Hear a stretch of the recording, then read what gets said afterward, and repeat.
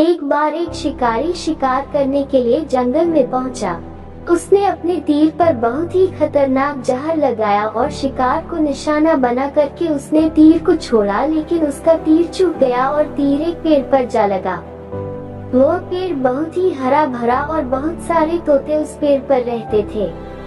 जैसे ही वह जहरीला तीर उस पेड़ पर जाकर लगा, वह पेड़ धीरे धीरे सूखने लगा और उस पेड़ पर जो भी तोते रहते थे वह एक एक करके उस पेड़ को छोड़कर जाने लगे।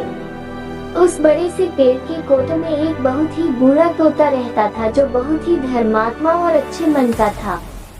सभी तोते उस पेड़ को छोड़कर जाने लगे थे, लेकिन वो बूढ़ा तोता जाता था, दाना लेकर के आता और उसी कोट में आकर के बैठ जाता था, परंतु उस पेड़ को छोड़ने को तैयार नहीं था। बूढ़े तोते के साथियों ने कई बार आकर के उसे समझाया कि यह पेड़ सूख रहा है और किसी दिन गिर भी जाएगा, चलो किसी और पेड़ पर चल कर रहा जाए, परंतु वह बूढ़ा तोता वहां से जाने को तैयार नहीं हो रहा था। अब यह बात देवराज इंद्र तक पहुंची। उन्हें बताया गया कि एक तोता है, वह जिस पेड़ पर रहता है उस पेड़ पर एक जहरीला तीर लगने के कारण सूखने, गिरने और खत्म होने की कगार पर आ पहुंचा है, और एक बूढ़ा तोता अभी भी वहीं पर रह रहा है। वह दाना लेकर आता है और वहीं पर रहता है, जबकि उस जंगल में बहुत सारे पेड़ है, लेकिन वो उसी पेड़ पर रह रहा है। देवराज इंद्र प्रकट हुए और उस बूढ़े तोते से कहने लगे कि आप बहुत धर्मात्मा हैं, बहुत ही अच्छे मन के हैं, लेकिन आप इस पेड़ को छोड़कर किसी और पेड़ पर चले जाइए, क्योंकि यह पेड़ कुछ ही दिनों में गिर जाएगा। तालाब के पास में बहुत से बड़े बड़े हरे भरे पेड़ हैं, बड़े बड़े कोट हैं, उन पेड़ों पर फल भी लगे हुए हैं, उन्हें वहीं पर तोड़कर खा सकते हैं, परंतु यहाँ से आप चले जाए।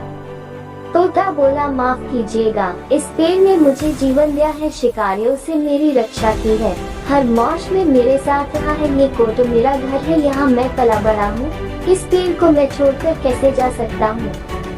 इस पर संकट आया है तो क्या मैं इसे छोड़कर चला जाऊँ? मैं ऐसा कभी नहीं कर सकता। देवराज इंद्र तोते के इस बात से बहुत ही प्रसन्न हुए। उन्होंने तोते से कहा, मैं आपके इस बात से बहुत ही खुश हूँ, मांगो जो आपको मांगना हो। उस बूढ़े तोते ने कहा, मुझे बस इतना मांगना है कि जिस पेड़ ने मुझे जन्म दिया, जहाँ मैं रहा पला बड़ा, जिसे आप मेरा जन्मभूमि कह सकते हो, आप इसे फिर से वैसा ही हरा भरा कर दो जैसा यह था। देवराज इंद्र ने अमृत से उस पेड़ को सिंच दिया और पहले की तरह हरा भरा कर दिया। अब वापस से उस पेड़ पर आकर के बाकी तोते रहने लगे। वह बूढ़ा तोता कुछ समय तक और जिंदा रहा, फिर उसकी मृत्यु हो गई और वह स्वर्ग में चला गया।